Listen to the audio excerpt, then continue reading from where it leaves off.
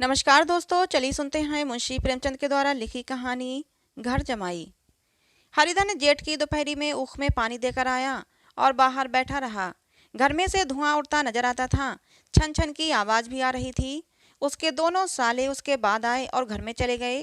दोनों सालों के लड़के भी आए और उसी तरह अंदर दाखिल हो गए, पर हरिधन अंदर न जा सका। इधर 1 महीने से उसके साथ यहाँ जो बर्ताव हो रहा था, और विशेषकर कल उसे जैसी फटकार सुननी पड़ी थी, वह उसके पाँव में बेड़ियां सी डाले हुए था। कल उसकी सास ही ने तो कहा था, मेरा तुमसे जी भर गया है, मैंने तुम्हारी जिंदगी का ठीका नहीं लिया है। और सबसे बढ़कर अपनी स्त्री की निष्ठुरता ने उसके हृदय के टुकड़े कर दिए थे। वह बैठी ये फटकार सुनती रही। एक बार भी तो उसके मुंह से न निकला, अम्मा तुम क्यों इनका इतना अपमान करती हो। बैठी गट गट सुनती रही। शायद मेरी दुर्गति पर खुश हो रही थी। इस घर में अब वो कैसे जाए, क्या फिर वही गालियां खाने, वही फटकार सुनने के लिए। और आज इस घर में जीवन के 10 साल गुजर जाने पर ये हाल हो रहा है। मैं किसी से क्या कम काम करता हूँ। दोनों साले मीठी नींद सोते रहते हैं और मैं बैलों को सानी पानी देता हूँ, छांटी काटता हूँ। वहाँ सब लोग पल पल पर चिलम पीते हैं, मैं आंखें बंद किए अपने काम में लगा रहता हूँ। संध्या समय घर वाले गाने बजाने चले जाते हैं, मैं घड़ी रात तक गाय भैंसे धोता हूँ। उसका ये पुरस्कार मिलता है मुझे कि कोई खाने को भी नहीं पूछता, उल्टे और गालियाँ मिलती हैं। उसकी स्त्री घर से डोल लेकर निकली और बोली, जरा इसे कुएं से खींच लो। घर में एक बूंद पानी भी नहीं है। हरिधन ने डोल लिया और कुएं से पानी भरने चला। उसे जोरों से भूख लगी हुई थी। समझा अब खाने को बुलाने आएगी, मगर स्त्री डोल लेकर अंदर गई तो वहीं की हो रही। हरिधन थका मादा क्षुधा से व्याकुल पड़ा सो गया। सहसा उसकी स्त्री गुमानी ने आकर उसे जगाया। हरिधन ने पड़े पड़े ही कहा, क्या है, क्या पड़ा भी ना रहने देगी, या और पानी चाहिए। गुमानी कटु स्वर में बोली, गुर्राते क्यों हो, खाने को बुलाने आई हूँ। हरिधन ने देखा उसके दोनों साले और बड़े साले के दोनों लड़के भोजन किए चले जा रहे हैं। ये देखकर उसकी देह में आग लग गई। मेरी अब ये नौबत पहुंच गई कि इन लोगों के साथ बैठकर खाना भी नहीं खा सकता। मैं इनकी झूठी थाली चाटने वाला हूँ। मैं इनका कुत्ता हूँ, जिसे खाने के बाद एक टुकड़ा रोटी का डाल दिया जाता है। यही घर है जहाँ आज से 10 साल पहले उसका कितना आदर सत्कार होता था। साले गुलाम बने रहते थे, सास मुंह जोती थी, स्त्री पूजा करती थी। लेकिन तब उसके पास रुपये थे, जायदाद थी। अब वह दरिद्र है, गरीब है। उसकी सारी जायदाद को इन्हीं लोगों ने तो कूड़ा कर दिया। अब वो रोटियों के भी लाले हैं। उसके जी में एक ज्वाला सी उठी, किसी वक्त तो अंदर जाकर सास को और साली को भिगो भिगो कर लगाए, पर जब्त करके रह गया। पड़े पड़े बोला, मुझे भूख नहीं है, आज ना खाऊंगा। गुमानी ने कहा, ना खाओगे तो मेरी बला से, खाओगे तो तुम्हारे ही पेट में जाएगा, कुछ मेरे पेट में थोड़ी जाएगा। हरिधन का क्रोध आंसू बन गया। यह मेरी स्त्री है, जिसके लिए मैंने अपना सर्वस्व मिट्टी में मिला दिया। मुझे उल्लू बनाकर ये सब मुझे अब निकाल देना चाहते हैं।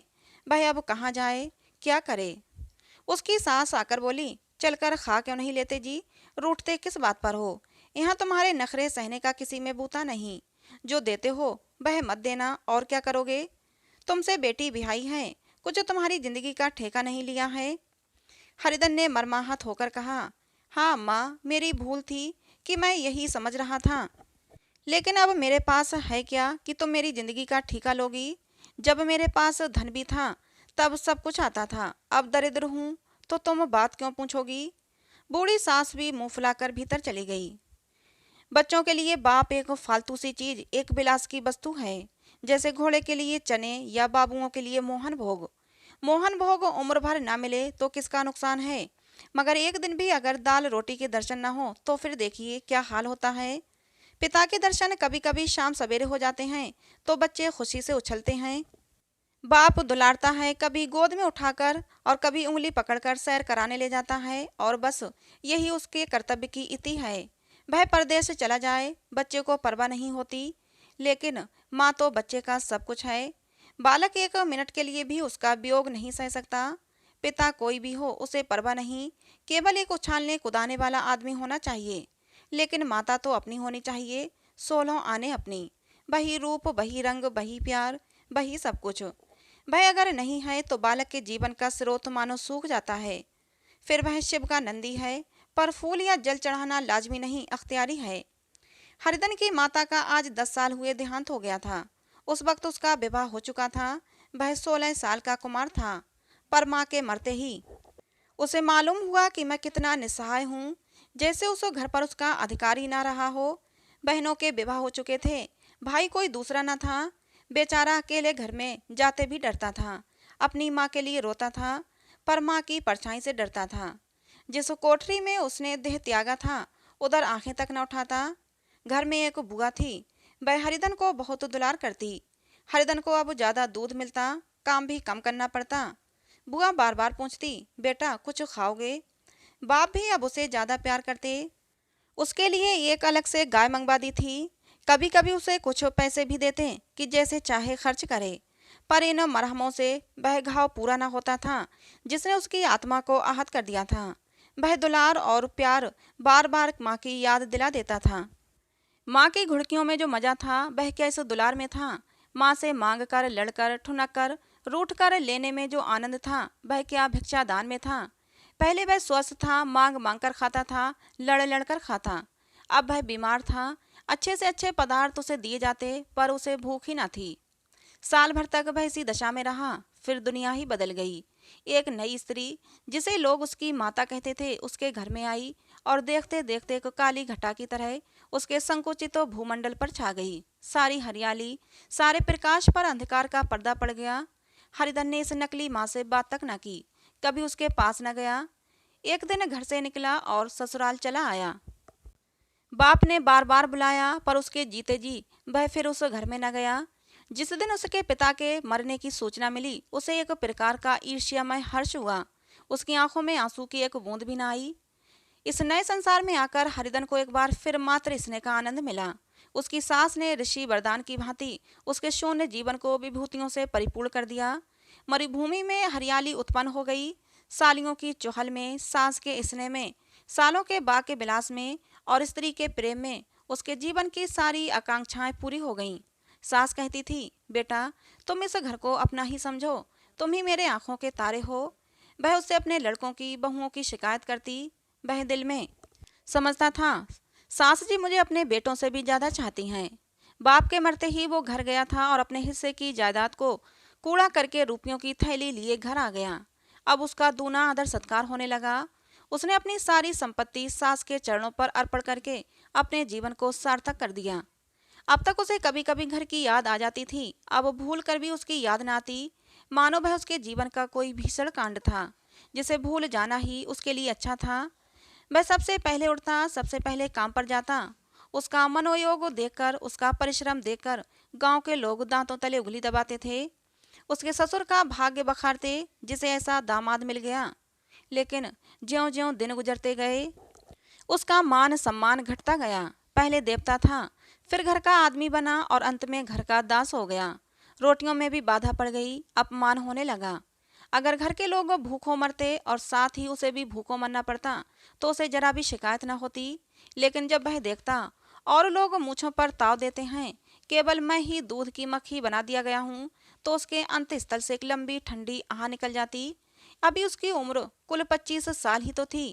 इतनी उम्र इस घर में कैसे गुजरेगी? और तो और उसकी स्त्री ने भी आंखें फैली थीं। ये उस विपत्ति का सबसे क्रूर दृश्य था। हरिधन, जो उधर भूखा प्यासा चिंता धाह में जल रहा था, इधर घर में सास जी और दोनों सालों में बातें हो रही थीं। गुमानी भी हाँ में हाँ मिलाती जाती थी। बड़े साले ने कहा, हम लोगों की बराबरी करते हैं, ये नहीं समझते कि किसी ने उनकी जिंदगी का बीड़ा थोड़ी उठा लिया है। 10 साल हो गए, इतने दिनों में क्या 2-3 हजार हड़प न कर गए होंगे। छोटे साले ने कहा, मजूर हो तो आदमी डांटे भी, घुड़के भी। अब इनसे कोई क्या कहे, न जाने कब इनसे पिंड छूटेगा, छूटेगा भी या नहीं। अपने दिल में समझते होंगे मैंने 2 हजार रुपये नहीं दिए। ये नहीं समझते कि इनके 2 हजार रुपये तो कब के उड़ चुके हैं। सवा सिर तो 1 जून को चाहिए। सास गंभीर भाव से बोली, बड़ी भारी खुराक है। गुमानी माता के सिर से जूं निकाल रही थी, सुलगते हुए हृदय से बोली, निकम्मे आदमी को खाने के सिवा और काम ही क्या रहता है। बड़े साले ने कहा, खाने की चलो कोई बात नहीं, जिसकी जितनी भूख हो उतना खाए, लेकिन कुछ पैदा तो करना चाहिए। ये नहीं समझते कि पहनोई में किसी के दिन कटे हैं। छोटे बोले, मैं तो एक दिन कह दूंगा, अब आप अपनी राह लीजिए, आपका कर्जा नहीं खाया है हमने। गुमानी घर वालों की ऐसी ऐसी बातें सुनकर अपने पति से द्वेष करने लगी थी। अगर वह बाहर से 4 पैसे लाता तो इस घर में उसका कितना मान सम्मान होता, रानी बनकर रहती। न जाने क्यों कहीं बाहर जाकर कमाते इनकी नानी मरती है। गुमानी की मनोवृत्तियां अभी तक बिल्कुल बालपन की सी थीं। उसका अपना कोई घर न था, उसी घर का हित अहित उसके लिए प्रधान था। वह भी उन्हीं शब्दों में विचार करती, इस समस्या को उन्हीं आंखों से देखती जैसे उसके घर वाले देखते थे। सच तो है, 2000 रुपये में क्या किसी को मोल ले लेंगे? 10 साल में 2000 रुपये होते ही क्या हैं? 200 ही तो साल भर के हुए। क्या 2 आदमी साल भर में 200 भी ना खाएंगे? फिर कपड़े लत्ते दूध घी सब कुछ तो है। 10 साल हो गए, एक पीतल का छल्ला नहीं बना। घर से निकलते तो जैसे इनके प्राण निकलते हैं। जानते हैं, जैसे पहले पूजा होती थी वैसे ही जन्म भर होती रहेगी। ये नहीं सोचते कि पहले और बात थी, अब और बात है। बहू ही पहले ससुराल जाती है तो उसका कितना महात्म होता है। उसके डोली से उतरते ही बाजे बजते हैं। गांव मोहल्ले की औरतें उसका मुंह देखने आती हैं और रुपये देती हैं। महीनों से घर भर से अच्छा खाने को मिलता है, अच्छा पहनने को, कोई काम नहीं लिया जाता। लेकिन 6 महीने बाद कोई उसकी बात भी नहीं पूछता, वह घर भर की लौंडी हो जाती है। उनके घर में मेरी भी तो वही गति होती, फिर काहे को रोना? जो ये कहो कि मैं तो काम करता हूँ तो तुम्हारी भूल है। मजूर की और बात है, उसे आदमी डांटता भी है मारता भी है। जब चाहता है रखता है, जब जी चाहता है निकाल देता है, कसकर काम लेता है। ये नहीं कि जब वो जी में आया कुछ काम किया, जब जी में आया पढ़कर सो रहे। उधर हरिधन पड़ा पड़ा अंदर ही अंदर सुलग रहा था कि तभी दोनों साले बाहर आए और बड़े वाले बोले, भैया उठो, तीसरा पहर ढल गया, कब तक सोते रहोगे? सारा खेत पड़ा है। हरिधन चट से उठ बैठा और तीव्र स्वर में बोला, क्या तुम लोगों ने मुझे उल्लू समझ लिया है? दोनों साले हक्का बक्का हो गए। जिस आदमी ने कभी जबान नहीं खोली, हमेशा गुलामों की तरह हाथ बांधे हाजिर रहा, वह आज एकाएक इतना आत्म अभिमानी हो गया। ये उनको चौंका देने के लिए काफी था। कुछ जवाब न सूझा। हरिधन ने देखा इन दोनों के कदम उखड़ गए हैं तो एक धक्का और देने की प्रबल इच्छा को रोक न सका। उसी ढंग से बोला, मेरी भी आंखें हैं, अंधा नहीं हूँ और ना बहरा हूँ। छाती फाड़ कर काम करूँ और उस पर भी कुत्ता समझा जाऊँ, ऐसे गधे कहीं और होंगे। अब बड़े साले भी गर्म पड़े, तुम्हें किसी ने यहाँ बांधा तो नहीं है? अब की हरिधन लाजवाब हुआ, कोई बात न सूझी। बड़े ने फिर उसी ढंग से कहा, अगर तुम ये चाहो कि जन्म भर पाहुने बने रहो और तुम्हारा वैसा ही आदर सत्कार होता रहे तो हमारे बस की बात नहीं। हरिधन ने आंखें निकाल कर कहा, क्या मैं तुम लोगों से कम काम करता हूँ? बड़े ने कहा, ये कौन कहता है? हरिधन, तो तुम्हारे घर की यही नीति है कि जो सबसे ज्यादा काम करे वही भूखों मारा जाए। बड़े साले ने कहा, तुम खुद खाने नहीं गए, क्या कोई तुम्हारे मुंह में डाल दे? हरिधन ने होंठ चबाकर कहा, मैं खुद खाने नहीं गया, कहते तुम्हें लाज नहीं आती? नहीं आई थी बहन तुम्हें बुलाने। हरिधन की आंखों में खून उतर आया, दांत पीस कर रह गया। छोटे साले ने कहा, अम्मा भी आई थी, तुमने कह दिया मुझे भूख नहीं तो कोई क्या करे? सास भीतर से लपकी चली आई। ये बात सुनकर बोली, कितना कह कहकर हार गई, कोई उठे ना तो मैं क्या करूं? हरिधन ने विष खून और आग से भरे हुए स्वर में कहा, मैं तुम्हारे लड़कों का झूठा खाने के लिए हूँ? मैं कुत्ता हूँ कि तुम लोगों खाकर मेरे सामने रूखी रोटी का टुकड़ा फेंक दो? बुढ़िया ने ऐंठ कर कहा, तो क्या तुम मेरे लड़कों की बराबरी करोगे? हरिधन परास्त हो गया। बुढ़िया के एक ही बाग के प्रहार ने उसका काम तमाम कर दिया। उसकी तनी हुई भवें ढीली पड़ गईं, आंखों की आग बुझ गई, फड़कते हुए नथने शांत हो गए। किसी आहत मनुष्य की भांति वह जमीन पर गिर पड़ा। क्या तुम मेरे लड़कों की बराबरी करोगे? ये बाग के एक लंबे भाले की तरह उसके हृदय में चुभता चला गया। न हृदय का अंत था और न उस भाले का। सारे घर ने खाना खाया पर हरिधन न उठा। सास ने मनाया, सालियों ने मनाया, ससुर ने मनाया, दोनों साले मनाकर हार गए पर हरिधन न उठा। वहां द्वार पर एक टाट पड़ा था, उसे उठाकर सबसे अलग कुएं पर ले गया और जगत पर बिछाकर पड़ा रहा। रात भीग चुकी थी। अनंत आकाश में उज्जवल तारे बालकों की भांति क्रीड़ा कर रहे थे। कोई नाचता था, कोई उछलता था, कोई हंसता था, कोई आंखें मीचकर फिर खोल देता था। रह रहकर कोई साहसी बालक सपाटा भरकर एक पल में उस विस्तृत क्षेत्र को पार कर लेता था और न जाने कहाँ छा जाता था। हरिधन को अपना बचपन याद आया, जब वह भी इसी तरह क्रीड़ा करता था। उसकी बाल स्मृतियां उन्हीं चमकीले तारों की भांति प्रज्वलित हो गईं। वह अपना छोटा सा घर, वह आम का बाग जहां वह कैरियां चुना करता था, वह मैदान जहां वो कबड्डी खेला करता था, सब उसको याद आने लगे। फिर अपनी स्नेहमयी माता की सदैव मूर्ति उसके सामने खड़ी हो गई। उन आंखों में कितनी करुणा थी, कितनी दया थी। उसे ऐसा जान पड़ा मानो माता की आंखों में आंसू भरे और वो उसे छाती से लगाने के लिए हाथ फैलाए उसकी ओर आ रही है। वह उस मधुर भावना में अपने को भूल गया। ऐसा जान पड़ा मानो माता ने उसे छाती से लगा लिया है और उसके सिर पर हाथ फेर रही है। वो रोने लगा, फूट फूट कर रोने लगा। उसकी आत्म सम्मोहित दशा में उसके मुंह से ये शब्द निकले, अम्मा, तुमने मुझे इतना भुला दिया। देखो तुम्हारे प्यारे लाल की क्या दशा हो रही है। कोई उसे पानी को भी नहीं पूछता। क्या जहाँ तुम हो वहाँ मेरे लिए जगह नहीं है। सहसा गुमानी ने आकर पुकारा, क्या सो गए तुम? ऐसी भी क्या राक्षसी नींद, चलकर खा क्यों नहीं लेते? कब तक कोई तुम्हारे लिए बैठा रहे? हरिधन उस कल्पना जगत से क्रूर प्रत्यक्ष में आ गया। वही कुएं की जगत थी, वही फटा हुआ टाट, और गुमानी सामने खड़ी कह रही थी, कब तक कोई तुम्हारे लिए बैठा रहे। हरिधन उठ बैठा और मानो तलवार म्यान से निकालकर बोला, भला तुम्हें मेरी सुध तो आई? मैंने कह तो दिया कि मुझे भूख नहीं। गुमानी, तो कितने दिन तक न खाओगे? अब इस घर का पानी भी न पीऊंगा। तुझे मेरे साथ चलना है या नहीं? दृढ़ संकल्प से भरे हुए इन शब्दों को सुनकर गुमानी सहम उठी। बोली, कहाँ जा रहे हो? हरदन ने मानो नशे में कहा, तुझे से क्या मतलब, मेरे साथ चलेगी या नहीं? फिर पीछे न कहना कि मुझसे कहा नहीं। गुमानी आपत्ति के भाव से बोली, तुम बताते क्यों नहीं कि कहाँ जा रहे हो? तू मेरे साथ चलेगी या नहीं ये बता। जब तक बता ना दोगे मैं ना जाऊंगी। तो मालूम हो गया कि तू जाना नहीं चाहती। बस मुझे इतना ही पूछना था, नहीं तो अब तक मैं आधी दूर निकल गया होता। ये कहकर वह उठा और अपने घर की ओर चला। गुमानी पुकारती रही, सुन लो, पर उसने फिरकर भी ना देखा। 30 मील की मंजिल हरिधन ने 5 घंटों में तय की। जब वह अपने गांव की अमराइयों के सामने पहुंचा तो उसकी मातृ भावना उषा की सुनहरी गोद में खेल रही थी। उन वृक्षों को देखकर उसका बेहाल हृदय नाचने लगा। मंदिर का वो सुनहरा कलश देखकर वो इस तरह दौड़ा मानो एक छलांग में उसके ऊपर जा पहुंचेगा। वह बेग में दौड़ा जा रहा था मानो उसकी माता गोद फैलाए उसे बुला रही हो। जब वह आमों के बाग में पहुंचा, जहां डालियों पर बैठकर वह हाथी की सवारी का आनंद पाता था, जहां के कच्चे बेरों और लिसोड़ों में एक स्वर्गीय स्वाद था, तो वह बैठ गया और भूमि पर सिर झुकाकर रोने लगा, मानो अपनी माता को अपनी विपत्ति कथा सुना रहा हो। वहां की वायु में, वहां के प्रकाश में मानो उसकी विराट रूपड़ी माता व्याप्त हो रही थी। वहां की अंगुल अंगुल भूमि माता के पद चिन्हों से पवित्र थी। माता के स्नेह में डूबे हुए शब्द अभी तक मानो आकाश में गूंज रहे थे।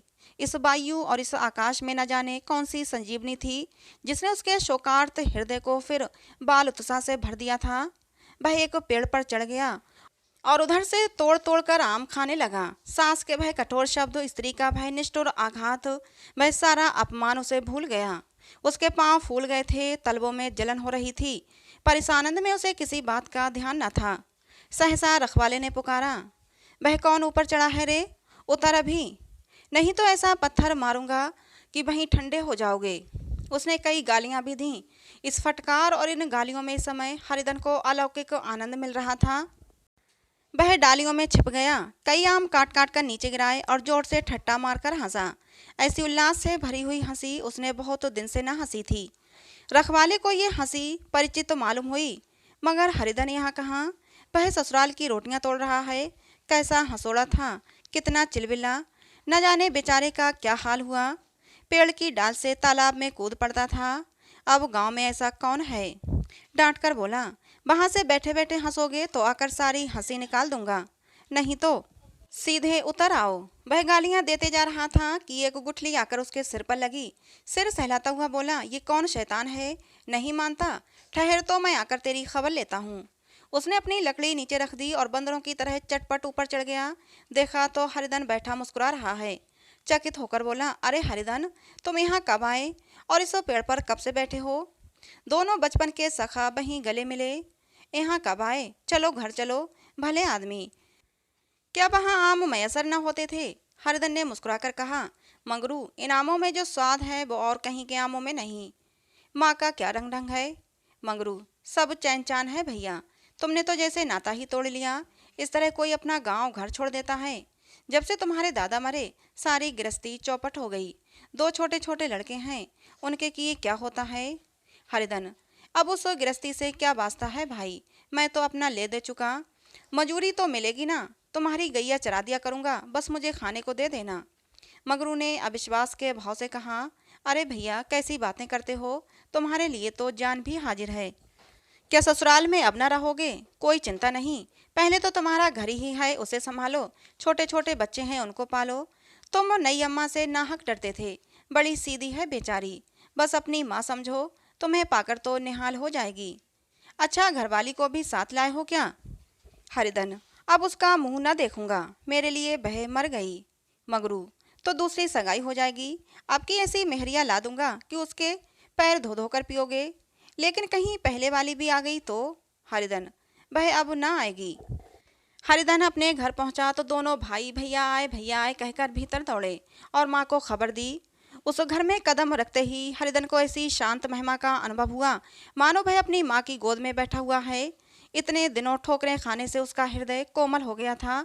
जहाँ पहले अभिमान था, आग्रह था, हेकड़ी थी, वहाँ अब निराशा थी, पराजय और याचना थी। बीमारी का जोर कम हो चला था। अब मामूली दवा भी असर कर सकती थी। किले की दीवारें छिद चुकी थीं। अब उसमें घुस जाना असाध्य न था। वही घर जिसमें वह एक दिन विरक्त हो गया था, अब गोद फैलाए उसे आश्रय देने को तैयार था। हरिधन का निर्वलंब मन ये आश्रय पाकर मानो तृप्त हो गया। शाम को बीमाता ने कहा, बेटा तुम घर आ गए, हमारे धन्य बाग। अब इन बच्चों को पालो। माँ का नाता न सही, बाप का नाता तो है ही। मुझे एक रोटी दे देना, खाकर एक कोने में पड़ी रहूंगी। तुम्हारी अम्मा से मेरी बहन का नाता है, उस नाते से तुम मेरे लड़के होते हो। हरिधन ने मात्र बेहाल आंखों से विमाता के रूप में अपनी माता के दर्शन किए। घर के एक एक कोने से मात्र स्मृतियों की छटा चांदनी की भांति छिटकी हुई थी। विमाता का प्रौढ़ मुखमंडल भी उसी छटा से रंजित था। दूसरे दिन हरिधन फिर कंधे पर हल रखकर खेत को चला।